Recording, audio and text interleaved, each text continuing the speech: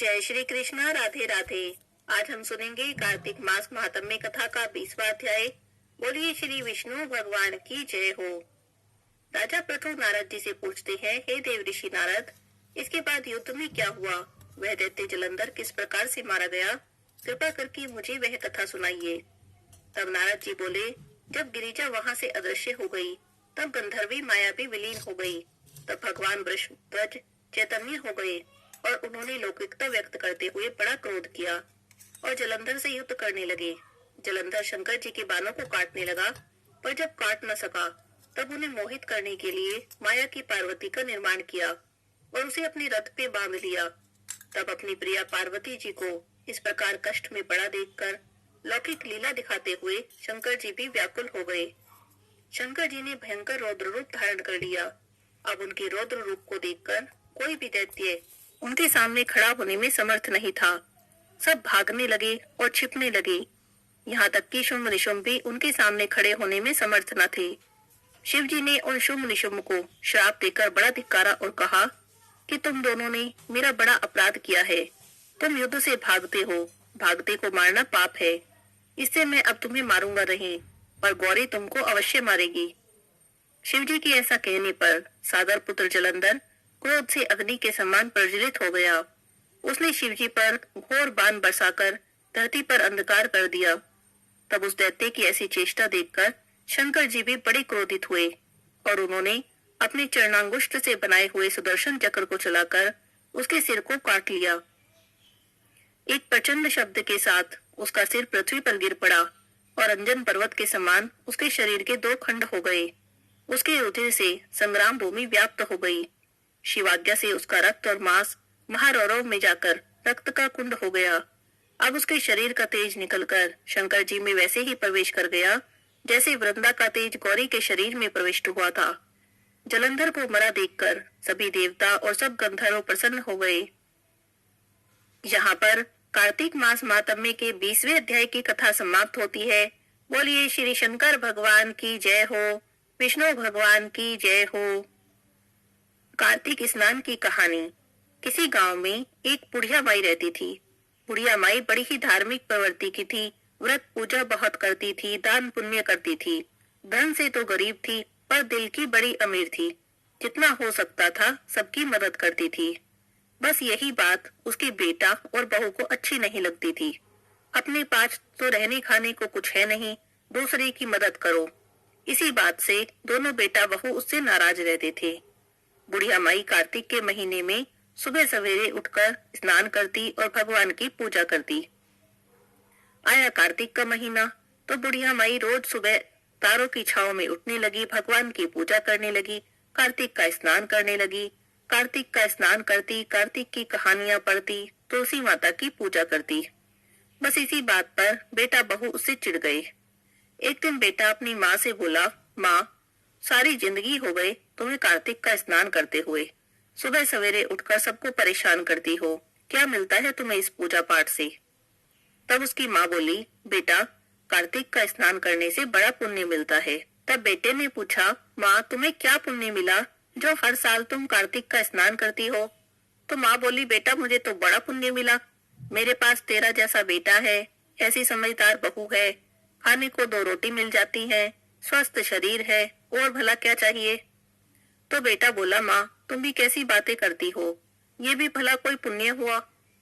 देखो तो जरा, ना हमारे पास धन है, ना तेरे पास पोता है, भला ऐसी पूजा पाठ का भी क्या फायदा जो भगवान ने तुझे एक पोता तक नहीं दिया। तो बेटे ने अपनी माँ को बड़े ताने मारे।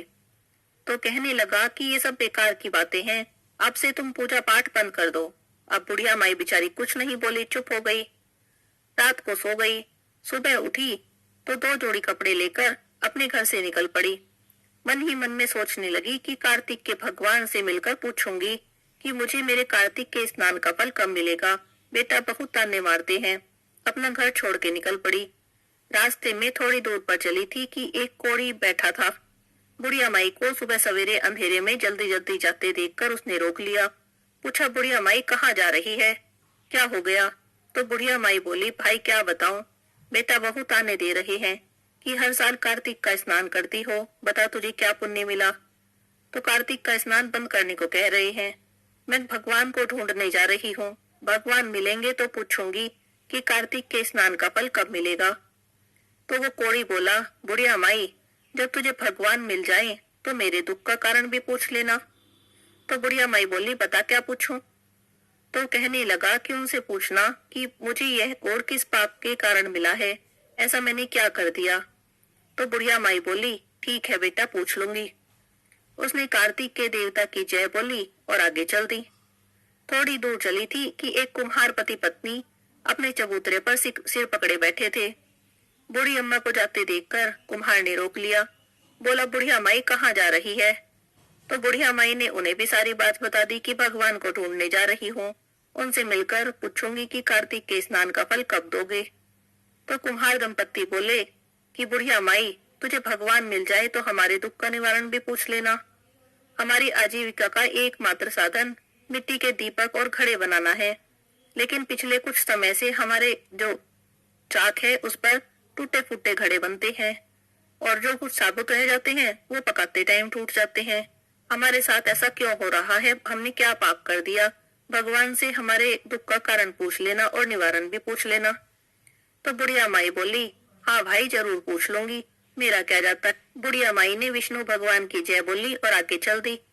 चलते चलते बुढ़िया माई थक गई थी, धूप भी बहुत तेज थी। तो बुढ़िया माई ने अपने झोले में से कुछ फल निकाले और एक पेड़ के नीचे बैठकर खाने लगी। तभी पेड़ में से नाग नागिन का जोड़ा निकल के आया। तो नाग बुढ़िया माई से बोला कि मैं तुझे डसूंगा।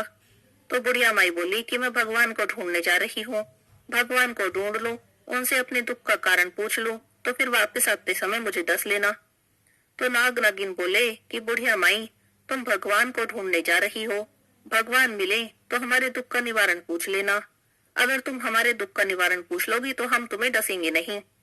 तो बुढ़िया माई बोली, हाँ जरूर पूछूंगी, बताओ क्या पूछूं। तो नाग नागिन बोले, बुढ़िया माई, भगवान से पूछना कि हमारे बच्चे पैदा होते ही क्यों मर जाते हैं, ऐसा हमने कौन सा पाप कर दिया कि हमारे बच्चे जिंदा नहीं रहते।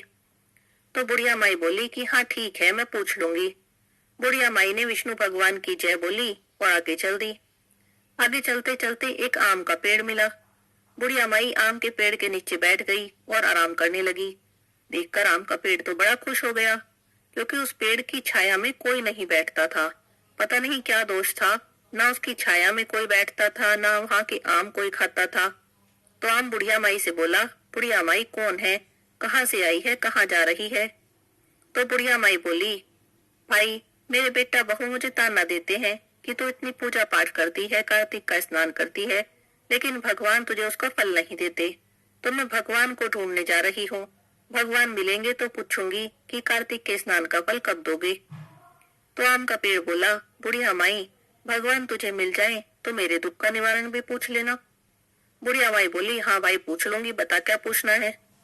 तो आम का पेड़ बोला कि भगवान से पूछना कि कोई भी मेरे पेड़ की छाया में नहीं बैठता, कोई भी मेरे फल नहीं खाता, मेरे तो आम भी बड़े कड़वे हैं, ऐसा मैंने कौन सा पाप किया कि मुझे सजा मिल रही है। देखो तो जरा, मुझ पर कितने आम लटक रहे हैं और इनके बोझ से मैं दबा जा रहा हूँ, लेकिन कोई भी मेरे पेड़ से आम नहीं तोड़ता, न खाता है। तब बुढ़िया माई बोली कि ठीक है, मैं भगवान से मिलूंगी तो तुम्हारे दुख का निवारण भी पूछ लूंगी। बुढ़िया माई आगे चल दी। चलते चलते रात हो गई थी, अंधेरा होने लगा। सामने घना जंगल था। बुढ़िया माई को डर भी लगा, पर वो तो भगवान को ढूंढने निकली थी, मन में पक्का निश्चय करके निकली थी, इसीलिए रुकी नहीं, चलती रही। जंगल में जाने ही वाली थी, तभी एक साधु बाबा आए। पूछने लगे, बुढ़िया माई कहाँ जा रही है, देखती नहीं सामने इतना घना जंगल है, जंगली जानवर तुझे खा जाएंगे, तू जा वापस घर लौट जा। तो बुढ़िया माई बोली कि नहीं महाराज, कुछ भी हो जाए वापस घर तो नहीं जा सकती, भगवान को ढूंढने जा रही हूँ, भगवान से अपने दुख का कारण पूछूंगी और निवारण पूछूंगी कि कार्तिक के स्नान का फल कब दोगे। तो साधु बाबा पूछने लगे, बुढ़िया माई, तो भगवान को ढूंढने तो जा रही है, पर पहचानेगी कैसे, क्या तूने कभी देखा है भगवान कैसे हैं?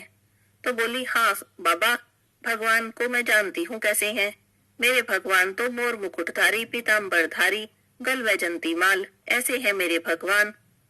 तो साधु बाबा बड़े प्रसन्न हुए। साधु बाबा के बेस में भगवान ही बुढ़िया माई की परीक्षा लेने आए थे। तो बुढ़िया माई का उत्तर सुन के भगवान बड़े प्रसन्न हुए और उसे अपने साक्षात दर्शन दिए। भगवान ने बुढ़िया माई को अपना मोर मुकुट पीताम्बरधारी स्वरूप दिखाया तो बुढ़िया माई तो भगवान के दर्शन करके निहाल हो गई, चरणों में गिर गई, रोने लगी, बोली कि मेरे तो आज जीवन सफल हो गया जो मुझे आपके दर्शन हो गए। अब बुढ़िया माई से भगवान बोले, बुढ़िया माई मैं तेरी भक्ति से बड़ा प्रसन्न हूँ, मांग क्या मांगती है।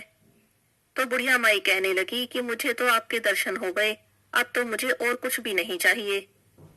तभी बुढ़िया माई को अपने रास्ते में मिले सभी लोग याद आए कि उसे तो उनके दुखों का निवारण भी पूछना है। तो बुढ़िया माई रास्ते में मिले दुखियों के दुख का निवारण पूछने लगी। सबसे पहले बुढ़िया माई ने कोढ़ी के दुख का निवारण पूछा। कहने लगी, भगवान एक कोढ़ी मिला था, कह रहा था कि मुझे यह दुख किस पाप के कारण मिल रहा है। तो भगवान बोले, बुढ़िया माई वह कोढ़ी अपने पूर्व जन्म के कर्मों का फल भोग रहा है। पहले जन्म में राजा था, बड़ा ही कठोर निर्दयी स्वभाव का था, अपनी प्रजा के लोगों को बिना अपराध के ही दंड देता था।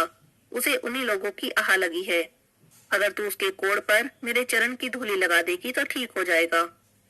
बुढ़िया माई पूछने लगी कि भगवान एक कुम्हार दंपत्ति मिले थे, वे भी बड़े दुखी लग रहे थे। तब भगवान बोले कि वे भी अपनी करनी की सजा भोग रहे हैं। एक बार उनके पास एक गरीब माता पिता आए, उनकी बेटी का ब्याह था, उन्हें घड़े लेने थे, लेकिन उन्होंने घड़े देने को मना कर दिया और ज्यादा दाम मांगने लगे।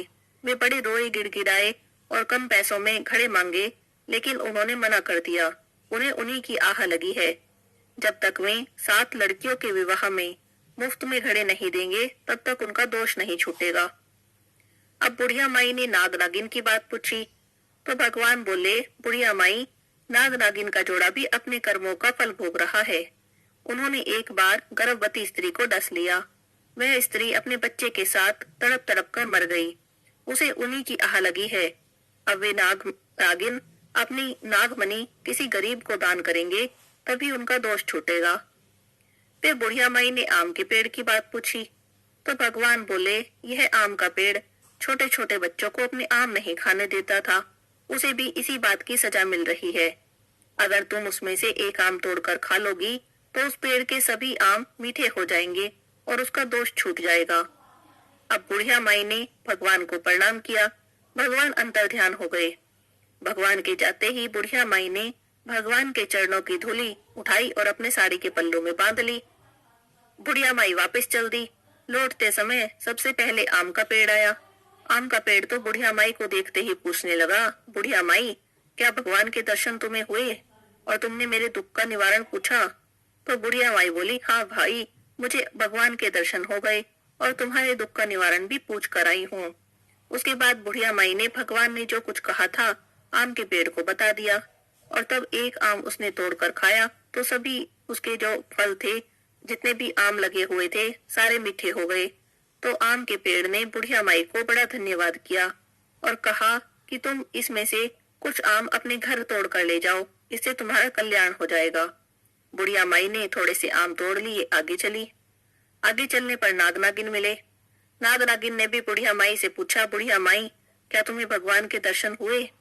तब बुढ़िया माई बोली, हाँ मुझे भगवान के दर्शन हुए और तुम्हारे दुख का निवारण भी पूछ कर आई हूँ। भगवान बोले हैं कि तुमने एक बार गर्भवती स्त्री को डसा था, उसी की आह लगी है, उसी का श्राप लगा है। यदि तुम अपनी नागमणि किसी गरीब को दान करोगे तब इस दोष से छूट जाओगे। तो नाग नागिन बोले, बुढ़िया माई अब हम कहाँ गरीब ढूंढने जाएंगे, ये हमारी नागमणि तुम ही ले लो। लेकिन एक बात का ध्यान रखना, जिसके मन में लालच होता है नागमणि उसके पास रहती नहीं है, तुम कभी लालच मत करना। बुढ़िया माई नागमणि लेकर खुशी खुशी आगे चल दी। आगे चली तो कुम्हार दंपत्ति मिले, अभी भी सिर पकड़े बैठे थे। तो बुढ़िया माई बोली कि तुम अब परेशान मत हो, तुम्हारे दुख का निवारण पूछ कर आई हूँ, लेकिन मैं बहुत थक गई हूँ, क्या तुम मुझे कुछ पानी पिला दोगी? तब कुम्हार दंपत्ति ने बुढ़िया माई को बड़े प्रेम से बिठाया, पानी पिलाया। तब वह कहने लगी कि भगवान बोले हैं कि आपने एक बार एक गरीब माता पिता को उनकी लड़की की शादी के लिए घड़े नहीं दिए थे, तो उन्हीं की आह लगी है। यदि तुम 7 लड़कियों के विवाह में मुफ्त में घड़े दोगे तो इस दोष से छूट जाओगे। यह सुनकर कुम्हार दंपत्ति बुढ़िया माई के चरणों में गिर गए और अपनी किए की क्षमा मांगने लगे। तब बोले कि भगवान ने जो कहा है हम जरूर करेंगे। बुढ़िया माई आगे चली तो कोड़ी बैठा पाया।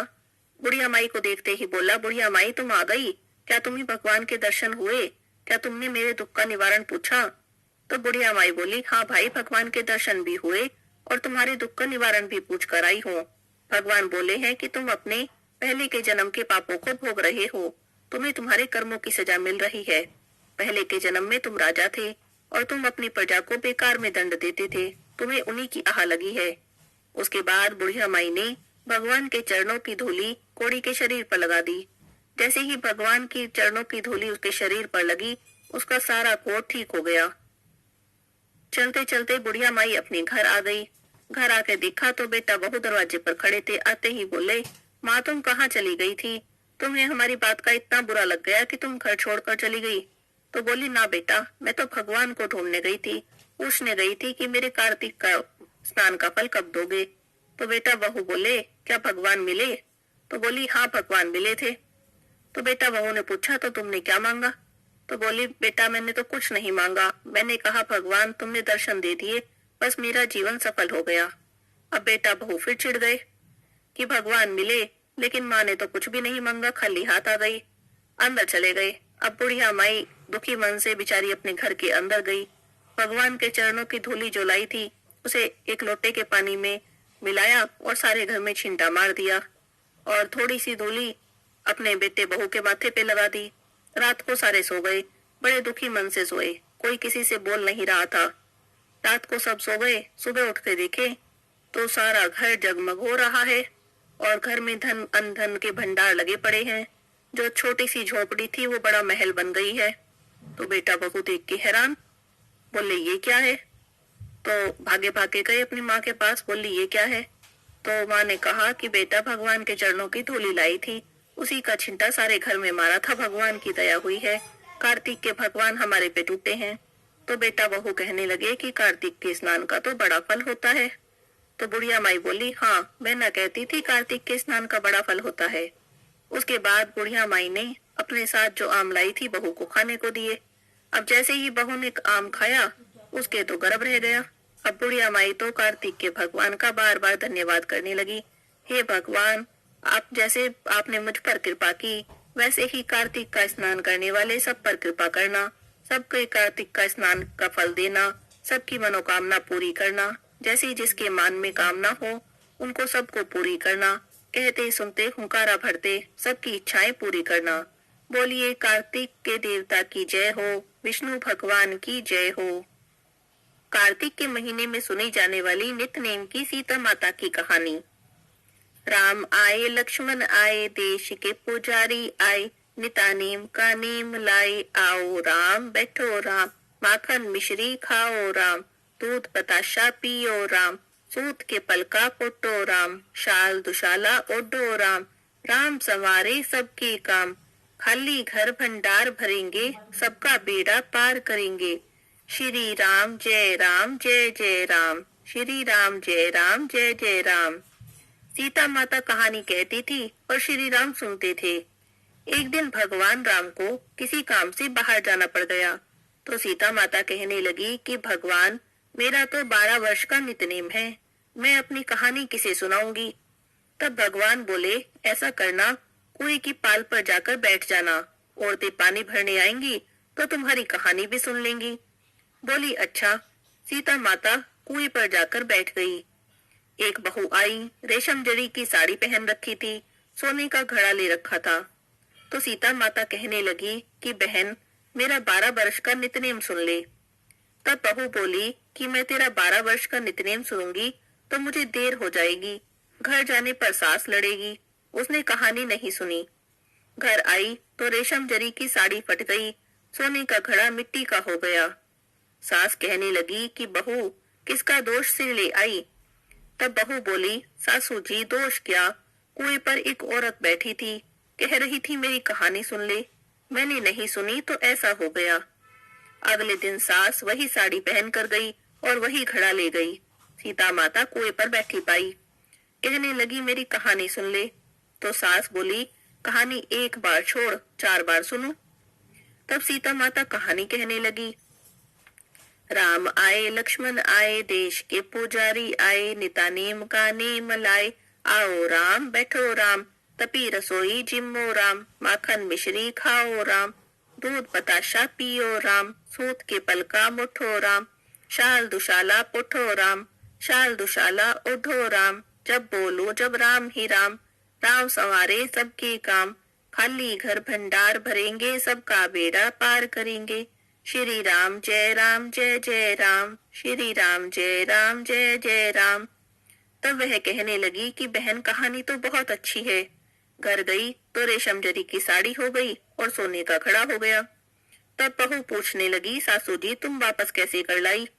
तब सास ने कहा, बहू तू दोष लगा आई थी और मैं दोष उतार आई हूँ। ऐसी वो कौन थी? वो सीता माता थी, पुराने से नया कर देती है, खाली घर भंडार भर देती है, लक्ष्मी जी का वास कर दे और जो भी मन में इच्छा हो उसे पूरी कर देती है।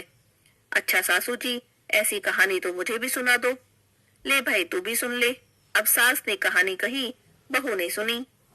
राम आए लक्ष्मण आए देश के पुजारी आए, नित नेम का नेम लाए। आओ राम बैठो राम, तपी रसोई जिम्मो राम, माखन मिश्री खाओ राम, दूध बताशा पियो राम, सूत के पल का मुठो राम, शाल दुशाला पुठो राम, शाल दुशाला ओढ़ो राम, जब बोलूं जब राम ही राम, राम सवारे सबके काम, खाली घर भंडार भरेंगे, सबका बेड़ा पार करेंगे।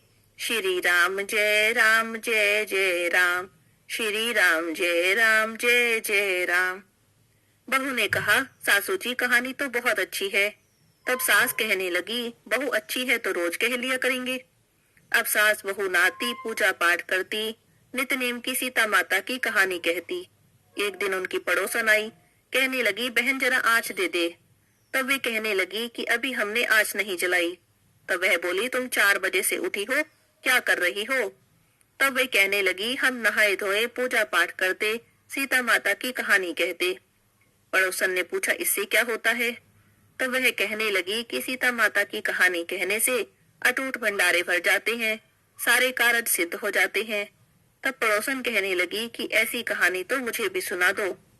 तब सास कहानी कहने लगी, पड़ोसन सुनने लगी।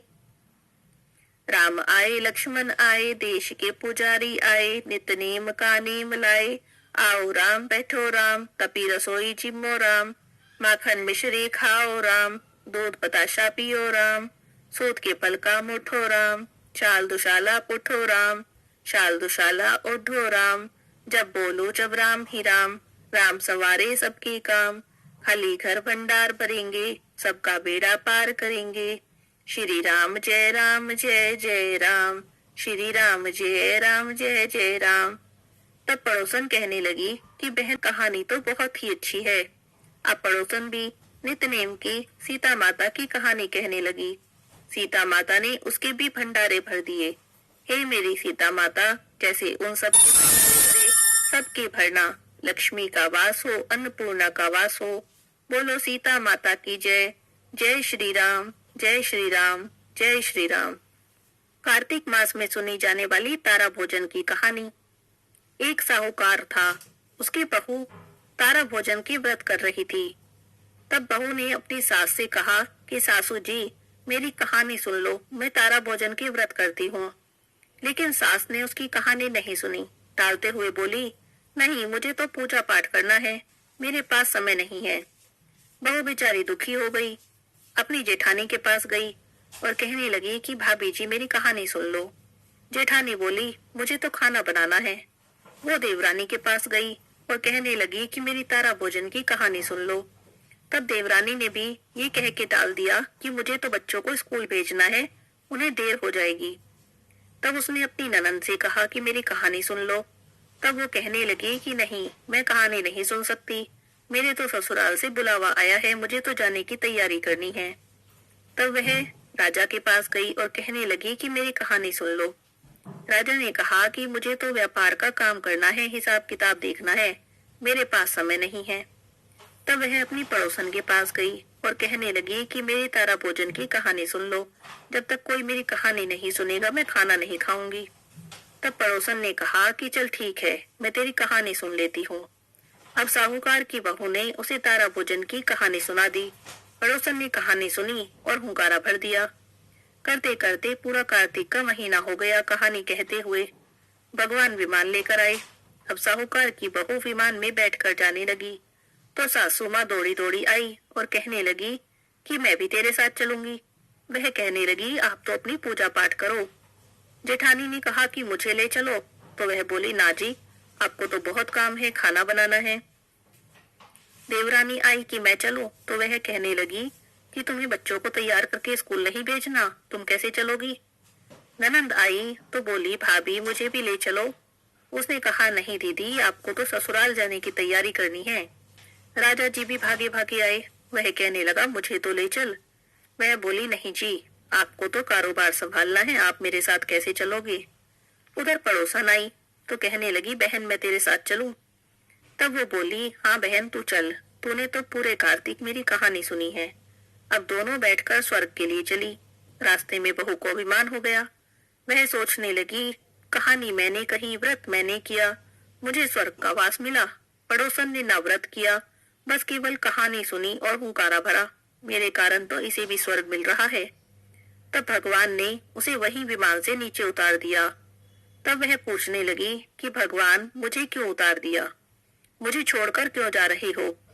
तब भगवान बोले, तूने अभिमान किया, अब तुझे फिर से 3 साल तक तारा भोजन के व्रत करने होंगे, तभी तेरा दोष छूटेगा और तुझे स्वर्ग का वास मिलेगा। तब उसने पूरे मन से श्रद्धा से 3 साल तक तारा भोजन के व्रत की कहानी कही। तब जाकर उसका दोष उतरा और उसे भी स्वर्ग का वास मिला। कार्तिक मास के मंगलवार की कथा। हनुमान जी के मंदिर में एक साहूकारनी रोज जाती थी। चूरमा की पिंडी और एक रोटी ले जाती। जाकर कहती, कांधे सोटो लाल लंगोटो, हनुमान जी खायो चूरमे और रोटो, मैंने तुम्हें दिया जवानी में और तुम मुझे देना बुढ़ापे में। इस तरह का रोज का नियम था।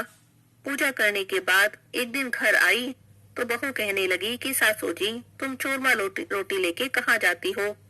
तब सासू ने कहा कि बालाजी के मंदिर में जाती हूँ। बहू कहने लगी कि मंदिर में तो नहीं जाती हो। सास कुछ भी नहीं बोली, उदास होकर अंदर जाकर बैठ गई, न कुछ खाया, जाकर सो गई। सोते सोते 5 दिन हो गए। हनुमान जी सपने में आए और कहने लगे कि तूने तो जवानी में दिया, मैं तुझे बुढ़ापे में देता हूँ। तो बुढ़िया माई बोली कि आज तो आप दे दोगे, रोज कौन देगा। तब हनुमान जी कहने लगे कि मैं रोज दे दिया करूंगा। ऐसा कहकर हनुमान जी बुढ़िया माई को चूरमा रोटी दे गए। बुढ़िया माई ने चूरमा रोटी खा ली। अब बहू के घर में कमी आने लगी, उसका कारोबार खत्म हो गया, सब चीज में घाटा होने लगा। बहू ने सोचा, सास को देखो 7 दिन हो गए, मैंने तो कुछ खाने को भी नहीं दिया। उसने जाकर देखा तो सास तो खूब मोटी हो रही है। बहू पूछने लगी, सासू जी, मैंने तो तुम्हें खाने को भी न दिया, तुम क्या खाती हो। तब सासू जी कहने लगी कि मुझे तो हनुमान जी मीठी मीठी चूरमा रोटी देके जाते हैं, वो खाती हूँ। अब तो बहू सासू के पैरों में गिर गई, बोली, हम तो तुम्हारे भाग का ही खाते हैं, जब से तुमने हमारे घर का खाना बंद किया, हमारे घर में तो कुछ भी ना रहा, अब आप संभालो। अब सास रोज चूरमा रोटी चढ़ाने लग गई। फिर से उनके घर में खूब धन हो गया। जैसे सास ने हनुमान जी की कृपा हुई, ऐसे ही सब पर करें। कहते सुनते ओंकारा भरते पर बोलो बजरंग बली हनुमान की जय हो। तुलसी माता की आरती। तुलसी महारानी नमो नमो, तुलसी महारानी नमो नमो, हरि की पटरानी नमो नमो, तुलसी महारानी नमो नमो। धन तुलसी पूर्ण तप कीनो, शालिग्राम बनी पटरानी नमो नमो, तुलसी महारानी नमो नमो। जहाँ के पत्र मंजरी कोमल, श्रीपति कमल चरण लपटानी नमो नमो, तुलसी महारानी नमो नमो, तुलसी महारानी नमो नमो, हरि की पटरानी नमो नमो। कौन से महीने में बोई रानी तुलसा, कौन से महीने में हुई हरियाली, नमो नमो तुलसी महारानी नमो नमो। कौन से महीने में हुई तेरी पूजा, कौन से महीने में हुई पटरानी, नमो नमो तुलसी महारानी नमो नमो। आषाढ़ मास में बोई रानी तुलस, सावन मास में हुई हरियाली, नमो नमो तुलसी महारानी नमो नमो। कार्तिक मास में हुई तेरी पूजा, मंगसिर मास में हुई पटरानी, नमो नमो तुलसी महारानी नमो नमो। धूप दीप नैवेद्य आरती, पुष्पन की वर्षा बरसानी, नमो नमो तुलसी महारानी नमो नमो। 56 भोग 3600 व्यंजन, बिन तुलसी हरि एक न मानी, नमो नमो तुलसी महारानी नमो नमो। जो कोई तुलसा जी को सवेरे गाए, श्री कृष्ण के दर्शन पाए, नमो नमो तुलसी महारानी नमो नमो।